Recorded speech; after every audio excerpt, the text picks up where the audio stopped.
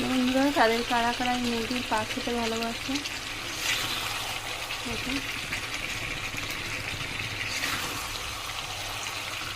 কষানো হয়ে গেছে, গরম জল বসিয়েছি। মাংসে গরম জল দিলে বেশি টেস্ট হয়, সেটা হচ্ছে এটা। দারচিনি, এলাচ আর লবঙ্গ নামানোর আগে এই গোটা গরম মশলা বাটাটা দিলে মাংসর স্বাদ বেড়ে যায়।